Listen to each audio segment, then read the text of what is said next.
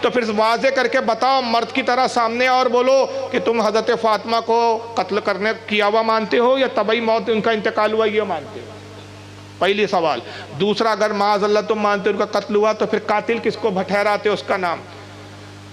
اور یقیناً جو ابو بکر، عمر، عبد الرحمن ابن عوف، سعد ابن عمرو ابن عاص، خالد ابن ولید ان کو سیدہ فاطمہ کا قاتل مانتا ہو وہ اہل سنت سے ہو ہی نہیں سکتا کہ اہل سنت میں یہ معظم و بزرگ ترین شخصیات ہے، پھر تم کیسے پھر اہل سنت ہو؟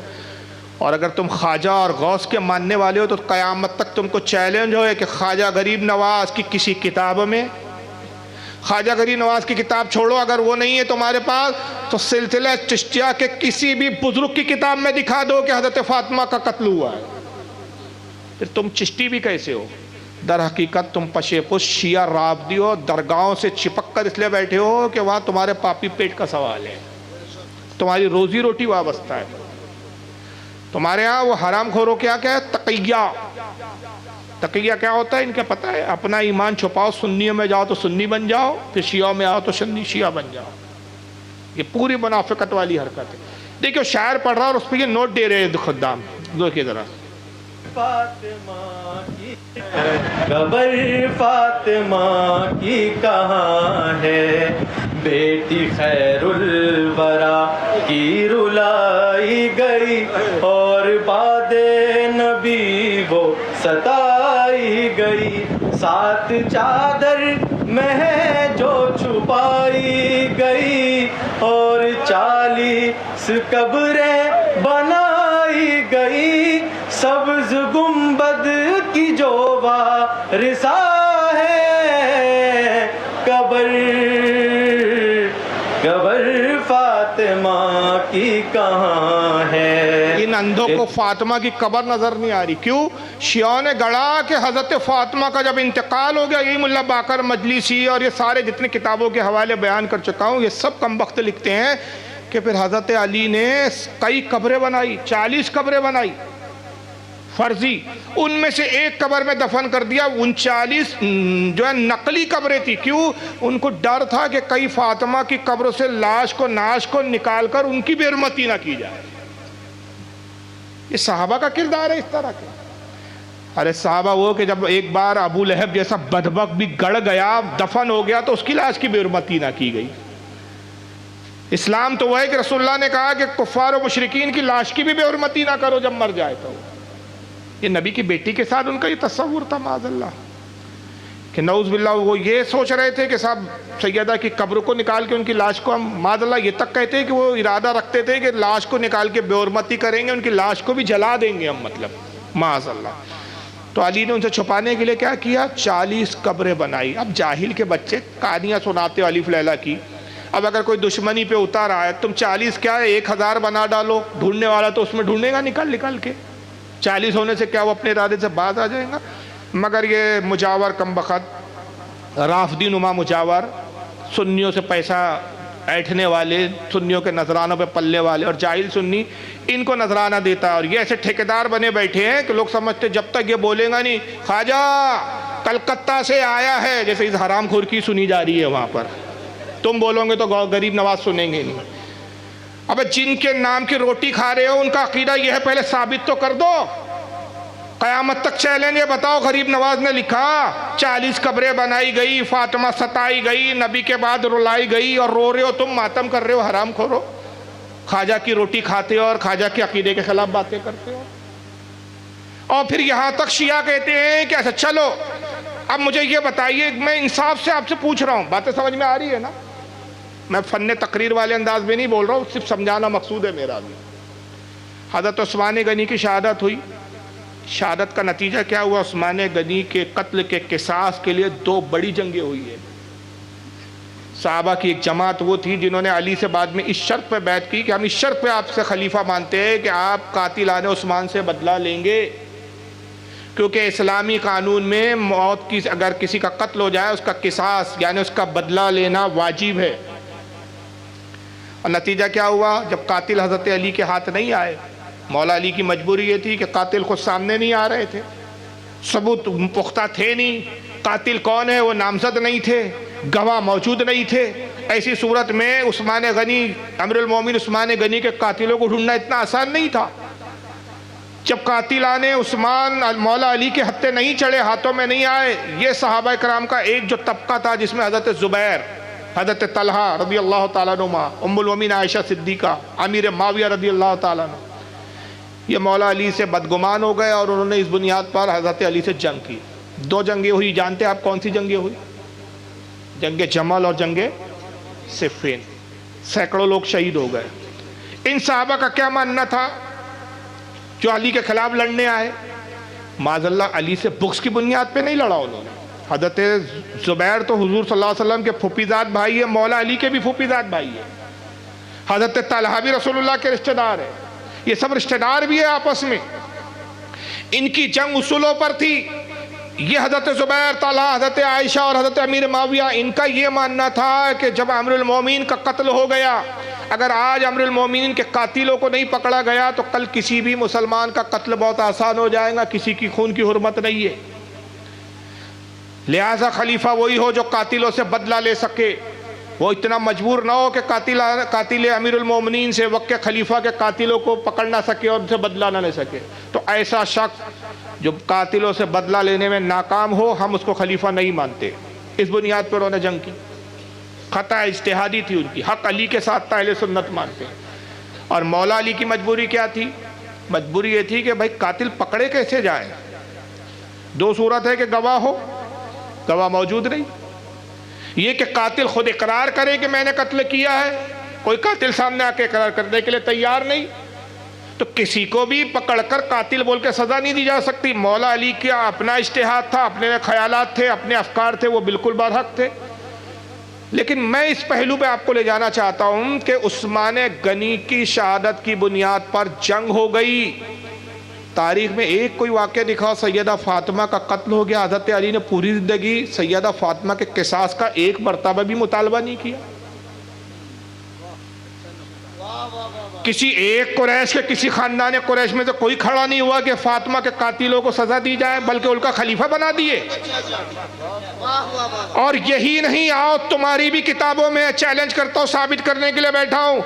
جب یہ وقت کے خلیفہ فاروق اعظم خلیفہ بنتے، تم تو کہہ رہے انہوں نے فاطمہ کو قتل کیا، مگر جب خلیفہ بنے سیدہ فاطمہ اور علی سے ایک بیٹی تھی جن کا نام تھا ام کلثوم. حضرت عمر نے پیغام دیا ان کو. تو مولا علی نے کہا کہ امیر المومنین وہ تو بہت چھوٹی عمر کے رکھتی ہے، آپ کی عمر کا لحاظ دیکھیں، آپ اپنی عمر دیکھیں اور ان کی عمر دیکھیں میری بیٹی کی. تو حضرت عمر رضی اللہ تعالیٰ نے کہا کہ علی خدا کی قسم میں اس غرض سے شادی نہیں کرنا چاہتا کہ مجھے بیوی کی ضرورت ہے، مجھے شہوت کی تکمیل کرنی ہے، نفسانی خواہشات ہے. میں تو رسول اللہ کی صرف ایک حدیث کی بنیاد پر یہ کرنا چاہتا ہوں. آقا نے کہا کہ قیامت کے دن دنیا میں جتنے رشتے ہیں سب کے رشتے منقطع ہو جائیں گے، کٹ جائیں گے. کوئی کسی کا باپ نہیں، کوئی کسی کا بیٹا نہیں. سارے رشتے دنیا میں سوائے میرے رشتے کے. جو دنیا میں میرا رشتہ دار وہ آخرت میں میرا رشتہ دار. تو میں چاہتا ہوں کہ قیامت کے دن رسول اللہ کے سسر کی حیثیت تو اٹھایا جاؤں گا ہی، لیکن اہل بیت کا داماد بیٹا بن کر بھی اٹھایا جاؤں.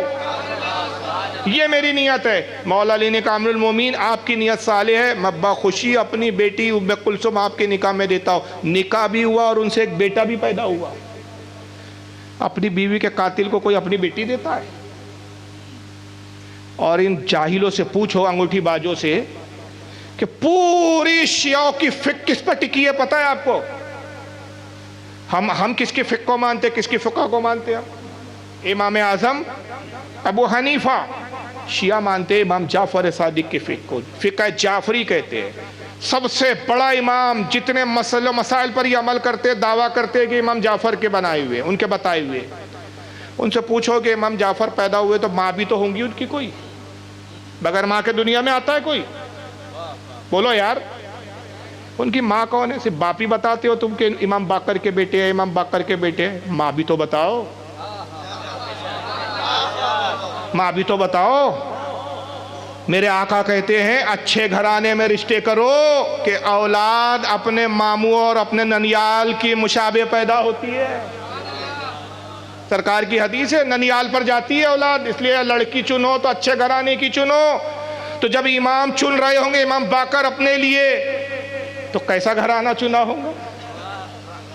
کیا اولاد ننیال پر جائیں گی؟ تو کون ہے امام جعفر کی ماں؟ ان کا نام ہے ام فروا۔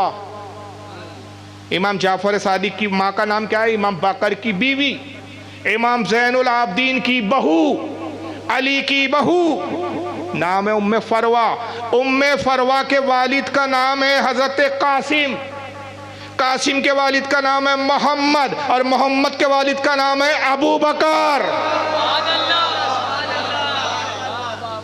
یہ تو ایک نسبت ہوئی باپ کی طرف سے۔ ام فروا کا دوسرا نسب بھی ابو بکر سے ملتا ہے۔ ام فروا جو امام جعفر صادق کی ماں، امام باقر کی بیوی، ان کی ماں کا نام ہے اسما۔ اسما کے والد کا نام ہے عبد الرحمن، اور عبد الرحمن کے والد کا نام ہے ابو بکر۔ امام جعفر کہتے ہیں ابو بکر میرے نانا ہے، ابو بکر نے 2 مرتبہ مجھے پیدا کیا کہ میری ماں کا نسب باپ سے بھی ابو بکر سے ملتا ہے اور ماں سے بھی ابو بکر سے ملتا ہے۔ تو یہ جو جنگیں ہوئی، اچھا چلیے یہ تو اب ابو بکر کا معاملہ تھا، امیر معاویہ سے بڑی نفرت ہے ان کو۔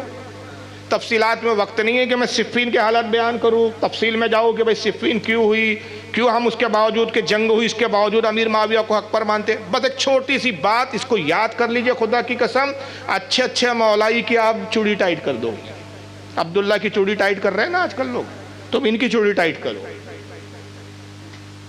اتنی تفصیل میں جانے کی ضرورت نہیں۔ بھائی آپ امیر معاویہ کو گالی کیوں بکتے ہو؟ پوچھو ایک مولائی سے، ان مجاوروں سے پوچھو، کہیں گے بھائی اس لیے ہم کو امیر معاویہ سے نفرت ہے کہ علی سے لڑے۔ 1400 سال کے بعد تجھے علی سے نفرت ہے کہ علی سے لڑے؟ معاویہ سے نفرت ہے معاذ اللہ، امیر معاویہ سے تجھے نفرت ہے کہ علی سے لڑے؟ تو خاندان اہل بیت جو علی کی اولاد ہو ان کو تو بہت زیادہ نفرت ہونی چاہیے معاویہ سے۔ ارے ہونا چاہیے کہ نہیں؟ بھائی میرے والد سے جس کا جھگڑا تھا تو اس سے زیادہ میری دشمنی ہوں گی کہ آپ کی دشمنی ہوگی؟ میری ہوگی نا۔ میں جس نے میرے باپ کو مارا ہو، میرے باپ سے لڑا ہو، تو دشمنی تو میری زیادہ ہوں گی نا۔ میری اولاد اس سے زیادہ دشمنی نبھائیں گی نا، کیا آپ نبھائیں گے؟ آپ تھوڑی بہت ہماری ہمدردی میں ٹھیک ہے، آپ میرے دوست ہیں تو میرے دشمن سے آپ دوستی نہیں کر لو، ایک الگ بات ہے، لیکن میرے خاندان در خاندان 1400 سال کے بعد تک آج تک آپ امیر معاویہ پہ لعن طعن کر رہے ہیں۔ مگر ذرا اہل بیت سے پوچھو، کربلا میں ایک کردار ہے، بڑا عظیم کردار ہے، جس کردار کا نام ہے ہم شبیہ پیمبر۔ شہید ہوئے کربلا میں، جب میدان جنگ میں اترے تھے نا یزیدیوں کے خلاف، 18 سال کا نوجوان تھا تو یزیدی رو رہے تھے۔ یہ تاریخ تمہارے یہاں بھی لکھی ہے، ہمارے یہاں بھی لکھی ہے۔ پوچھا گیا یزیدیوں سے کیوں رو رہے ہو؟ کہا کہ ان کے بارے میں مشہور ہے کہ ان کی شکل رسول اللہ کی شکل ہے، ہم شبیہ پیمبر ہے۔ افسوس کہ آج اس موڑ پر آئے کہ ہمیں ہم شبیہ پیمبر کو بھی قتل کرنا پڑے گا یزید کی خوشنودی کے لیے۔ کون تھے وہ ہم شبیہ پیمبر؟ علی اکبر۔ کس کے صاحبزادے تھے؟ امام حسین کے۔ یہ بھی بغیر ماں کے پیدا ہو گئے تھے کیا؟ علی اکبر کی اماں کا تو پتہ لگاؤ، کون ہے علی اکبر کی امی؟ ان کا نام ہے ام لیلہ۔ کیا نام ہے؟ ام لیلہ۔ ام لیلہ کی والدہ کا نام ہے حضرت رقیہ، اور یہ بیٹی ہے حضرت ابو سفیان کی، امیر معاویہ کی سگی بہن۔ اس اعتبار سے امیر معاویہ امام حسین کے کون ہو گئے بھائی؟ ماموں سسرے۔ حضرت علی اکبر کے کون ہو گئے؟ نانا۔ 9 رشتہ داریاں امیر معاویہ سے اہل بیت کی جو صفین کے بعد قائم ہوئی ہے۔ اس کی تفصیلات میری محرم کی اس سال کی تقریر میں آپ جا کے نیٹ پہ سن لیجئے گا۔ تو اہل بیت نے بعد میں بھی رشتہ داریاں کی، تعلقات ہوئے، تو اس سے سمجھ میں آتا ہے کہ یہ سب من گھڑت قصے سنائے گئے، ان کے درمیان میں ایسا کچھ ہوا ہی نہیں۔ اور سوال یہ پیدا ہوتا ہے کہ عجیب بات ہے کہ نبی کی بیٹی کی شہادت ہو رہی ہے، علی کا ساتھ دینے والا کوئی نہیں، اور علی کی حضرت امیر معاویہ سے جنگ ہو رہی ہے، لاکھوں کی فوج علی کے ساتھ، یہ کہاں سے آسمان سے نازل ہو گئی؟ یہ اس وقت کہاں چلے گئے تھے بھائی؟ امیر معاویہ کی عظمت زیادہ ہے کہ سیدہ فاطمہ کی عظمت زیادہ ہے؟ بتائیے۔ سیدہ فاطمہ کا مقام بہت بلند ہے، نبی کا لخت جگر ہے، نبی کا خون ہے، نبی کا گوشت ہے، جنتی عورتوں کی سردار ہے، تمام اولین اور آخرین خواتین کی سردار ہے۔ افضلیت میں فضیلت میں نہیں کہہ رہا، افضلیت میں اپنی والدہ حضرت ختیجہ سے بھی افضل ہے سیدہ فاطمہ، کہ ختیجہ والدہ ضرور ہے سیدہ فاطمہ کی، لیکن نبی نے کہا فاطمہ میرا خون ہے، میرا گوشت ہے، اور تمام جنتی عورتوں کی سردار ہے۔ جنتی عورتوں میں حضرت عائشہ بھی ہے۔ کیا فضیلت ہے سیدہ فاطمہ کی؟ ایک فضیلت سنا دوں۔ حضرت عائشہ صدیقہ ایک دن پوچھتی ہے، اے فاطمہ بتاؤ تم افضل ہو کہ میں افضل ہوں؟ تو سیدہ فاطمہ نے کہا امی جان افضل تو میں ہوں آپ سے، میں نبی کی بیٹی ہوں۔ کہا نہیں افضل تو میں تم سے زیادہ ہوں۔ کہا وہ کیسے امی جان؟ کہا کہ رسول نے نہیں کہا کہ جو جنتی بیوی ہے اپنے جنتی شوہر کے ساتھ جنت پہ رہے گی؟ میں جنت میں رسول کے ساتھ رہوں گی، تم علی کے ساتھ رہوں گی، تو افضل تو میں ہوئی نا۔ دلیل ظاہراً مضبوط تھی۔ سیدہ فاطمہ خاموش ہو گئی، جواب نہیں تھا ان کے پاس۔ کہا ہاں امی آپ صحیح کہتی ہیں، آپ تو رسول کے ساتھ جنت میں رہوں گی، میں علی کے ساتھ رہوں گی، رسول تو رسول ہے۔ سیدہ فاطمہ مسکرائی، کہا میں تو یوں ہی کہہ رہی تھی۔ دوپٹہ ہٹایا فاطمہ کے سر سے، راوی کہتا ہے بالوں کو بوسہ دیا اور کہا کہ فاطمہ میں تو مزاحن کہہ رہی تھی، قسم خدا کی افضلیت کا معاملہ یہ ہے کہ تم مجھ سے اتنی افضل ہو کہ کاش میں عائشہ نہ ہوتی، تمہارے سر کا ایک بال ہوتی۔ اتنے عظیم خاتون کا قتل ہوا، کوئی قصاص کے لیے کھڑا نہیں ہو رہا ہے، کوئی بدلے کے لیے نہیں کھڑا ہو رہا ہے، رشتہ داریاں بھی ہو رہی ہے، تعلقات بھی قائم ہو رہے ہیں۔ کیا تماشا ہے یار! اور بلکہ آج تک یہ کیا کر رہے ہیں معاذ اللہ نعوذ باللہ؟ ذرا اس مولوی کو سنیے،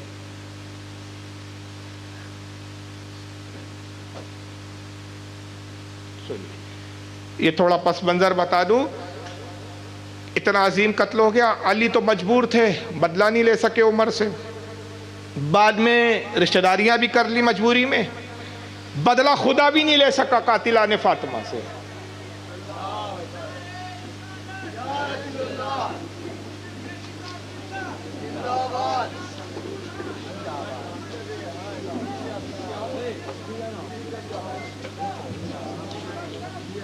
دامت برکاتہم القدسیہ، حضرت کی تشریف آوری ہوئی۔ خوش نصیب ہے ہم کہ حضرت کے چہرے زیبا کی زیارت سے میں اور آپ مستفیض ہو رہے ہیں۔ آپ سے زیادہ میں خوش نصیب ہوں، آپ تو حضرت کا دیدار کرتی رہتے ہیں، یہی ہے آپ لوگ۔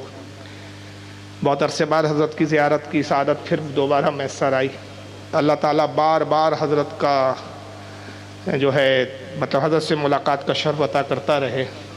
خالق کائنات کی بارگاہ میں دعا گو ہوں کہ پروردگار عالم حضرت کی عمروں میں، صحت میں، دینی دنیاوی ہر معاملے میں برکت و ترقی عطا فرمائے۔ حضرت کا سایہ ہم پہ بہت دراز سے دراز فرمائے، اور حضرت کی فیض و برکات سے مجھے آپ سب کو مالا مال کرے۔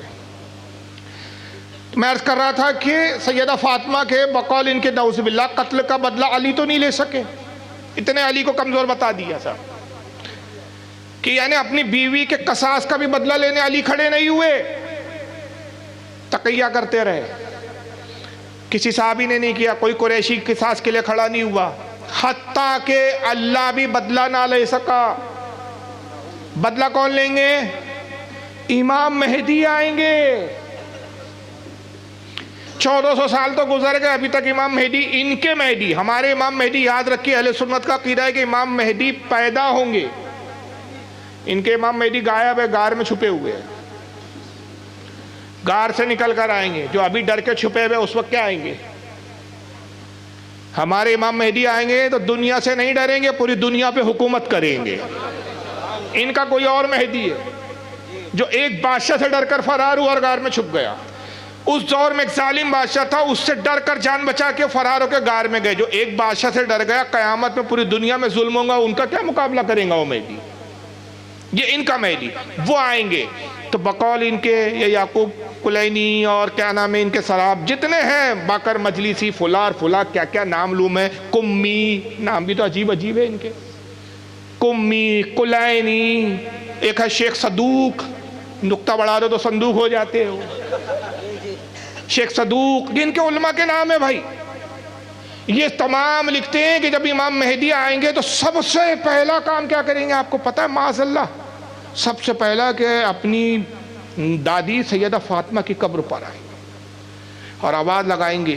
چلیے میں کیا سناؤں، خود ہی سن لیجئے۔ چلیے ان کے مولوی سے سنیں گے تو ان کی آپ کو لپاسی بھی کچھ سننے کو ملے گی۔ سنیے کیسے رو نواب بھائی جتنے اولاد بطول بیٹھے ہیں، آپ سب سے مجھے میجر صاحب اجازت لے دیں اس علم کی. اچھا، جس مولوی کی ویڈیو دکھا رہا ہوں پٹے میں نام بھی آ رہا ہے، میں نام نہیں لے رہا ہوں. اس کا نام ہے آصف رضا علوی. یہ سب رافضی ہے، ذرا سنیے اس کو. آیا ہوا ہے، میرا بڑا دل چاہ رہا ہے میں پڑھ دوں، مگر میں ڈر رہا ہوں سیدزادے ناراض نہ ہو جائیں. اور شیعوں، کبھی ایسا بھی ہوا ہے کہ تم میں سے کسی نے کسی بچے کو نہ مارا ہو؟ کبھی غور سے دیکھنا، کسی بچے کو کوئی تھپڑ مار دے، کسی بچے کو کوئی چوٹ لگ جائے، جب تک اسے درد رہتا ہے نا، تب تک اس کا ہاتھ اس جگہ پہ رہتا ہے. اللہ جانے مسلمانوں نے کیسی ضرب ماری ہے بطول کو. 1400 سال ہو گئے، حسین کی ماں کا ہاتھ پہلو سے نہیں اٹھتا. کم سے کم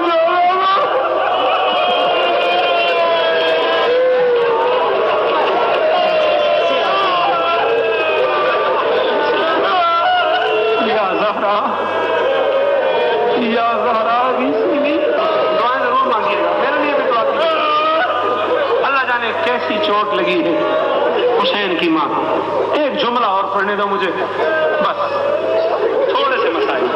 میں نے کہا نا کسی سیدزادے کا حق ہے وہ اپنی دادی کے مسائل پڑھے، ورنہ جہاں تک میں نے روایت میں پڑھا ہے سیدہ بطول کی شہادت صرف وہ پڑھتا ہے جو پردے میں ہے. ہاں، آپ کا جو مولا پردے میں بیٹھا ہوا ہے نا، وہ اپنی دادی کے مسائل پڑھتا ہے. صرف اسی کو پتا ہے اس کی دادی کے کیا مسائل. اور یہی وجہ ہے کہ جب مولا تشریف لائیں گے کعبہ سے ہوتے ہوئے سب سے پہلے دادی کی قبر پہ آئیں گے، قبر پہ سر رکھ کے کہیں گے دادی اٹھ کے بتا ان کے نام جن کی وجہ سے تیرا ہاتھ نہیں اٹھتا. جو ماتمی بیٹھے ہوئے ہو ہاتھ مارو سینے پہ، شرم کر کے نہیں رونا جو ماتمی کھڑے ہوئے.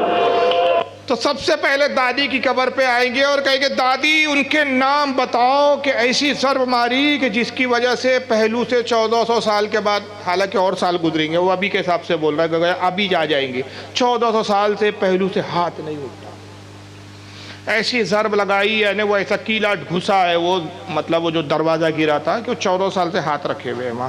تو امام مہدی آئیں گے اور پھر یہ ملا باقر وغیرہ یہ لکھتے ہیں کم بخت کہ نعوذ باللہ سب سے پہلے پھر وہ نام بتائیں گی کہ 3 لوگ ہیں میرے خاص قاتلوں میں. اس میں پہلا ابو بکر، دوسرا عمر، تیسرا عائشہ. کہ عائشہ نے شے دی تھی، ترغیب دلائی تھی. تینوں کو قبر سے نکالیں گے سر، اور ان کو نکال کر ان کی لاش پر کوڑے برسائیں گے اور ایک درخت پر ان کو سولی دیں گے. معاذ اللہ، استغفر اللہ. یہ امام جعفر بتلا لیں گے. ایک دوسرا مولوی اسی کو کس انداز میں بیان کر رہا ہے، اس کو بھی ذرا سن لیجیے. پھر کہیں گے مہدی اس نے میرا دروازہ جلایا ہے، مہدی اس نے میرا دروازہ جلایا ہے. سن لیا تو نے؟ اس کے بعد جملہ کہیں گی مہدی اس نے میری پسلیاں توڑی ہے. مہدی بس 2 جملے، مہدی اس نے میری پسلیاں توڑی ہے. اس کے بعد کہیں گی مہدی اس نے میرا مسجد باہر ڈالا. اے مہدی،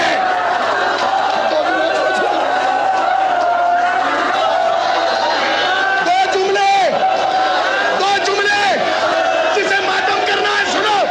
آخری جملہ کہہ کے فاطمہ بیٹھ جائے گی مہدی اس نے مجھے تماچا مارا ہے. اے مہدی،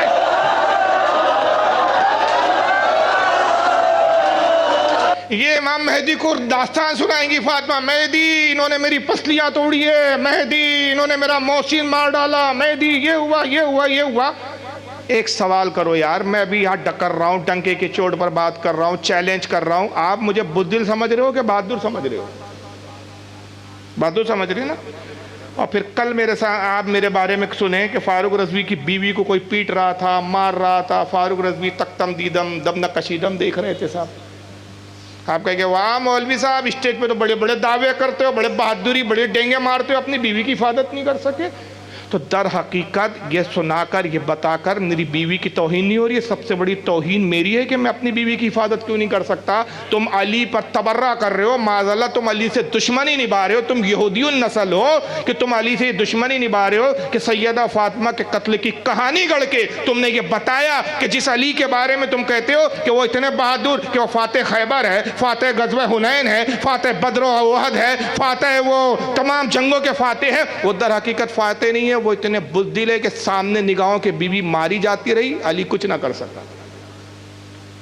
بعد میں قصاص بھی نہیں لے سکا، ہزاروں سال بعد مہدی آ کر یہ لے سکا، اور نعوذ باللہ پھر توہین اتنی غضب کی، معاذ اللہ استغفر اللہ، کیا بولے یار، دل میں تو آتا ہے کہ بہت سخت بولوں، اپنے آپ کو کنٹرول کرتا ہوں۔ اور ایسے لوگوں کے ساتھ یہ مولائی جا کے بیٹھ رہے ہیں کم وقت، ایسے لوگوں کے پہلو میں تم بیٹھے ہوئے ہو یار، کہ جو تمہارے خلفاء اور صحابہ کے بارے میں یہ عقیدہ رکھتے ہو۔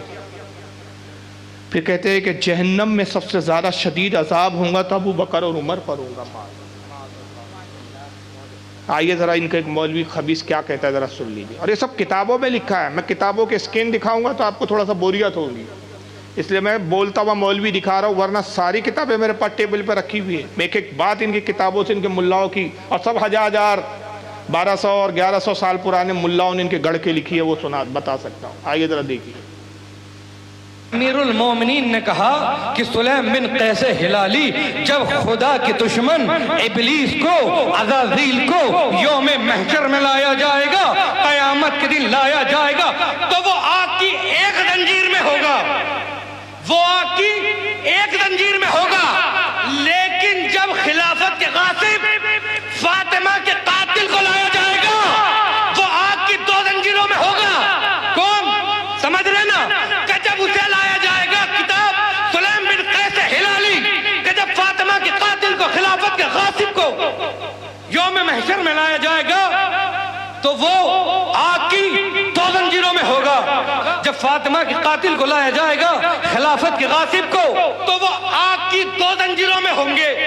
تو ایک مرتبہ ابلیس حیرت سے دیکھ کر کہے گا، ارے تیری ماں تیرے ماتم میں بیٹھے، بھئی تو کون ہے؟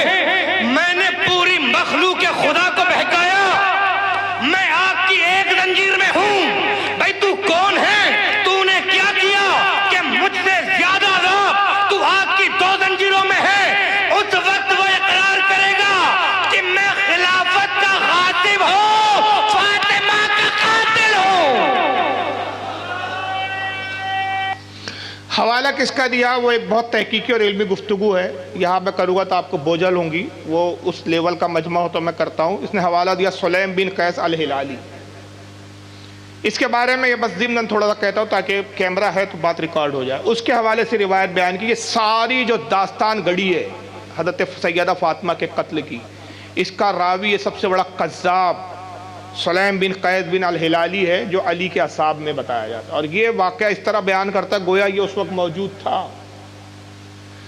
سوال یہ پیدا ہوتا ہے، اس نے کتاب لکھی، اس کا نام ہی کتاب کا اسی کے نام پر ہے، کتاب سلیم بن قیس، کتابی کا نام وہی ہے، اور مولا علی کے اصحاب میں بتایا جاتا ہے۔ اور دعویٰ کرتے شیعہ کہ اس کی عمر اتنی طویل ہوئی کہ 4 اماموں سے اس کی ملاقات ہوئی، یعنی امام جعفر تک یہ ملا، یعنی حضرت علی کو دیکھا، امام حسن حسین کو دیکھا، حضرت امام باقر اور امام جعفر تک رائز۔ امام جعفر کے زمانے میں مرا، کہتے ہیں یہ ہمارے نزدیک معتبر راوی نہیں، جھوٹا راوی ہے۔ اب اس کو ہمارے محدث نے کیا کہا، ایک بڑی لمبی گفتگو ہے کہ علامہ ذہبی نے کیا لکھا ہے اس کے بارے میں، حضرت امام ابن حجر عسقلانی نے کیا بیان کیا، وہ ایک علمی گفتگو ہے، ابھی میں یہاں نہیں کر رہا ہوں۔ سوال یہ ہے کہ صرف ایک راوی ہے پورے واقعے کا، سیدہ کا گھر جل رہا ہے، یہ واقعہ چھوٹا موٹا، اس کے راوی کتنے ہونا چاہیے تھا؟ بھئی مدینے میں گھر جلا، جنگل میں تو نہیں جلا، سیدہ فاطمہ کا قتل ہو گیا۔ کمال کی بات یہ ہے، میں یہ شیعوں سے کہہ رہا ہوں کہ اگر یہ تمہارے ہاں یہ کتاب ہلالی جو ہے قیس بن ہلالی کی کتاب اتنی معتبر ہے، صرف ایک قذاب راوی جس نے روایت کو گڑا اور بیان کیا، جس کا سر آنا پیر ہے، اور یہ بیان کر رہا ہے کہ میں اس وقت موجود تھا، تو سوال یہ ہوتا ہے کہ یہ موجود تھا تو یہ خود بچانے کے لیے کچھ اس نے جستجو کیوں نہیں کی؟ یہ کر کے آ رہا تھا؟ دیکھ کے صرف واقعہ لکھ رہا تھا کیا؟ دوسرا یہ کہ پھر یہ ملا باقر مجلسی کی ایک اور کتاب یہاں لایا نہیں، بحر الانوار، اس میں دیکھا کہ جو سیدہ فاطمہ کا جنازہ گیا تو کسی کو اطلاع نہیں دی گئی، صرف جنازے میں 6 لوگ شامل تھے، 6 لوگوں کے نام لکھے گئے، اس میں یہ قیس کو شامل نہیں ہے، یہ خود جنازے میں نہیں ہے۔ یہ عجیب آدمی ہے، قتل کے وقت تھا، جنازے کے ٹائم غائب ہو جاتا ہے، یہ عجیب راوی ہے۔ اور اول تو پھر یہ بھی ایک علمی بات ہے، اب تھوڑا سا چونکہ اب میں اس موڑ پر آ گیا، حالانکہ یہ میرا موضوع، یہ اس طرح کی گفتگو میرا فیوریٹ ہوتی ہے کہ میں روایتوں کے پرکھچے اڑاؤں۔ اس کا ایک راوی ہے جو قیس سے روایت کرتا ہے، جس نے اس کی کتاب کو مرتب کیا، وہ کہتا ہے کہ میں نے قیس سے سنا، وہ بھی جھوٹا و کذاب ہے، جس کا نام ہے ابان ابن عیاش، نام بھی دیکھو عیاش ہے، ابان ابن عیاش، اس کو حافظ ذہبی، امام اسقلانی سب نے کذاب اور جھوٹا کہا، متروک الحدیث کہا کہ اس سے حدیث بھی نہیں لی جاتی تھی، تو روایت بھی صحیح نہیں ہے۔ اب سب سے بڑی بات، اگر کوئی شیعہ کہے کہ نہیں صاحب یہ واقعہ تو ہوا ہے، اب یہ میں ایک نقطہ دے رہا ہوں آپ کو، بہت علمی نقطہ دے رہا ہوں، جو پڑھے لکھے نوجوان ہیں اس کو کیچ کر لیں۔ کوئی مولائی اور کوئی اجمیری مل جائے درگاہ کا خادم اور کہے نہیں سیدہ وہ تو ظلم ہوا، ستایا گیا، تڑپایا گیا، مارا گیا، تو اس سے کہیے کہ بھائی شیعوں کی سب سے معتبر کتاب کون سی ہے؟ ہماری کتابوں میں تو اس کا وجود ہی نہیں ہے۔ ہماری کتاب اہل سنت کی مستند کتابوں میں یہ ہے کہ رسول اللہ صلی اللہ تعالی وسلم کا جب وصال ہو رہا ہے، حضرت عائشہ ام المومنین کہتی ہے، اور یہ حدیث بخاری کی ہے، صحیح مسلم کی ہے، حضرت عائشہ کہتی ہے کہ سیدہ فاطمہ آئی اپنے بابا رسول اللہ کی عیادت کے لیے، حضور کے پہلو میں بیٹھ گئی، حضور نے اشارہ کیا فاطمہ اپنے کان میرے دہن کے قریب لاؤ، حضور نے سرگوشی کی، سرگوشی کہتے ہیں بہت آہستہ سے گفتگو، حضرت عائشہ کہتی ہے کہ حضور اتنا آہستہ سے گفتگو کر رہے تھے اپنی بیٹی سے کہ میں اس کی آواز کو سن نہ سکی، میں نے دیکھا کہ رسول نے کچھ کہا، فاطمہ رونے لگی، حضور نے پھر کچھ کہا، فاطمہ مسکرانے لگی، حضور نے تیسرا پھر کچھ جملہ ارشاد فرمایا، فاطمہ بڑی خوشی کے ساتھ اٹھی وہاں سے۔ میں نے دیکھا تین حالت ہے سیدہ کی، پہلے رو رہی ہے، پھر خوش ہوئی، پھر خوشی کے ساتھ اٹھی، مسکرانے لگی۔ میں نے سیدہ فاطمہ کو اپنے قریب کیا، کہا بیٹی رسول اللہ نے ایسی کیا بات کہی کہ پہلے رو رہی تھی، پھر مسکرا رہی تھی، پھر خوشی کے ساتھ تم وہاں سے اٹھی ہو، رضا کے ساتھ اٹھی ہو؟ کہتی امی جان یہ رسول اللہ اور میرے درمیان میں ایک راز ہے، اور اس وقت تک میں راز ظاہر نہ کروں گی جب تک رسول اللہ حیات میں ظاہر ہے۔ حضرت عائشہ ام المومنین کہتی ہے کہ پھر رسول اللہ کا وصال ہو گیا، حضور کی تدفین کی جا چکی، 3 یا 4 روز تھا، تو مجھے وہ بات یاد آئی کہ میں فاطمہ سے پوچھوں تو کہ اس وقت حضور نے کیا کہا تھا۔ اب تو سرکار نہیں ہے، اور فاطمہ نے وعدہ کیا تھا سیدہ نے کہ حضور کے وصال کے بعد بتا دوں گی، اب یہ راز ہے۔ میں نے پھر اپنی بیٹی فاطمہ کو قریب کیا، کہا فاطمہ وہ تو بتاؤ حضور نے کیا کہا تھا۔ کہتی ہیں امی جان رسول اللہ نے پہلا جملہ جو کہا تھا وہ یہ تھا، کہا کہ فاطمہ میرا انتقال ہونے والا ہے۔ میں رونے لگی کہ حضور اب ہم سے جدا ہو رہے۔ حضور نے کہا فاطمہ غم نہ کرو، میرے اہل بیت میں عنقریب سب سے پہلے تم مجھ سے ملاقات کرو گی۔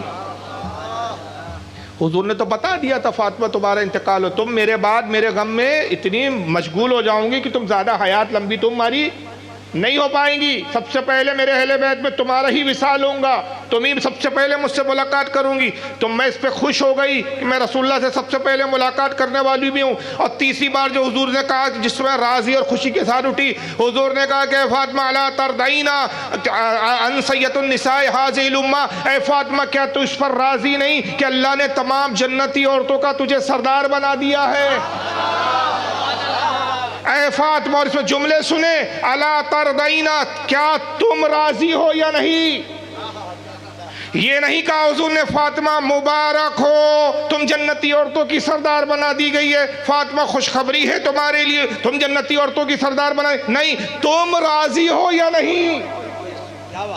تم اپنی رضا بتاؤ۔ اگر تم جنتی عورتوں کی سرداری پر راضی نہ ہو تو مردوں کی سرداری بھی میں تمہارے لیے متعین کر دوں، اولین کی بھی سرداری تمہیں دے دوں، آخرین کی بھی سرداری تمہیں دے دوں۔ تو سیدہ کہتی ہے میں یہ کہہ کر اٹھی بابا جان میں جنتی عورتوں کی سرداری پر راضی ہو گئی، اس لیے کہ جنتی عورتوں کی سرداری میرے حصے میں آئے، اور مردوں کی سرداری میرے بیٹے حسن و حسین کے حصے میں آ جائے۔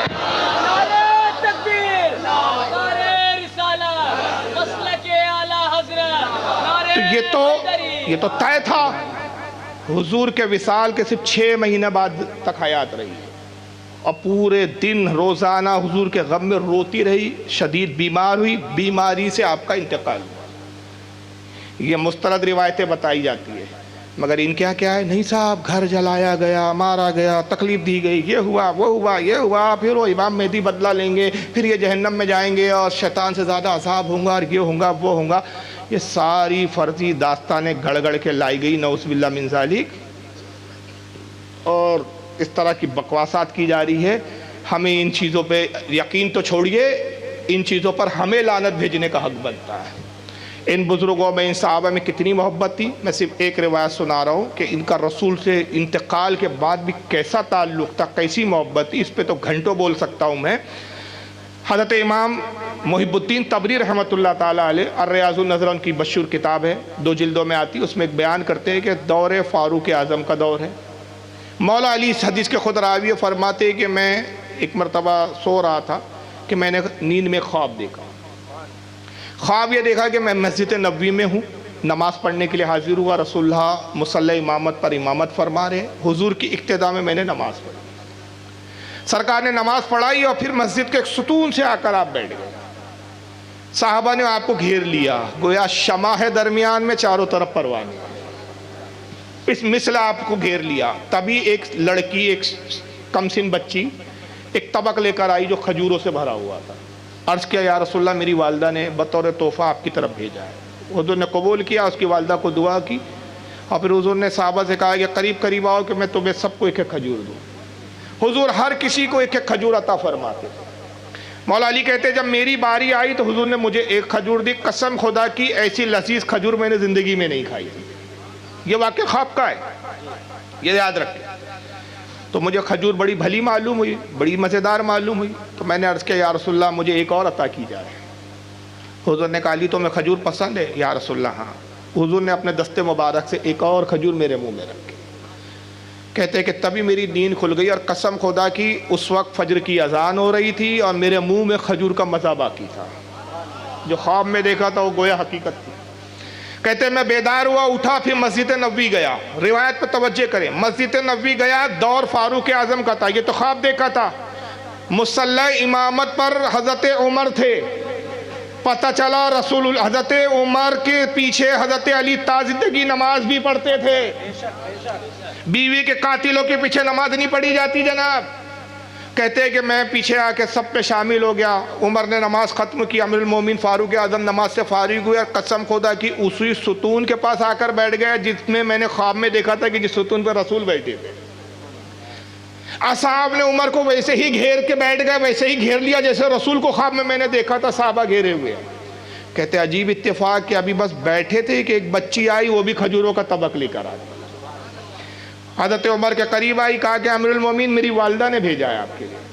کہا جاؤ تمہاری والدہ کو شکریہ کہنا، جزاک اللہ کہنا، دعائیں دی، بچی چلے گئی۔ حضرت عمر نے صحابہ سے کہا قریب قریب آؤ کہ میں تمہیں کھجور دوں۔ ہر صحابی کو ایک کھجور دیتے۔ مولا علی کہتے میری باری آئی، امیر المومنین عمر ابن خطاب نے مجھے بھی ایک کھجور دی۔ میں نے کھایا، قسم خدا کی یہ کھجور بھی بڑی لذیذ تھی، مجھے رات کے خواب کی کھجور یاد آنے لگی۔ میں نے کہا امیر المومنین مجھے ایک اور چاہیے۔ کہا علی ہاں آپ ایک اور لیجئے۔ فاروق اعظم نے دوسری کھجور دی، کہتے یہ کھجور بھی مجھے بڑی اچھی معلوم ہے۔ میں نے کہا مجھے ایک اور چاہیے۔ فوراً عمر کہتے ہیں اے علی قسم خدا کی رسول اللہ اگر تیسری دے دیتے تو میں بھی تمہیں تیسری دے دیتا۔ جب رسول نے تیسری نہ دیا تو عمر کیسے دے سکتا ہے؟ اندازہ لگائیے یہ محبت و الفت کا عالم تھا ان صحابہ کے درمیان۔ علی خواب میں دیکھ رہے ہیں، عمر بیداری میں دیکھ رہے ہیں۔ تو جن کی محبت کے یہ تعلقات ہو، جنہوں نے رشتے قائم کی ہو، ایک دوسرے کو اپنی بیٹیاں اور بچیاں دی ہو، آج یہ خبیث فرقہ ان کے پہ لان تان کر رہا ہے اور بدماشی کر رہا ہے اور محبت اہل بیت کا چولا پہن کر آیا۔ یاد رکھیے ہر باطل فرقہ کسی نہ کسی کی محبت کا چولا پہن کے آتا ہے۔ وہابی آئے تو توحید کا چولا پہن کر آئے، ہم خدا سے بڑی محبت کرتے مگر ساتھی میں مکاری کی خدا کو جھوٹا بھی کہہ رہے ہیں، معاذ اللہ خدا کو مکار بھی ٹھہرا رہے ہیں۔ اور ہمارا بھولا سنی، افسوس ہوتا ہے سنی پہ، یہ پڑھتا نہیں بیچارہ، پڑھے لکھے لوگوں میں بیٹھتا نہیں بیچارہ، جاننے کی کوشش نہیں کرتا، ہر ڈمرو بجانے والے کی پیچھے لپک پڑتا۔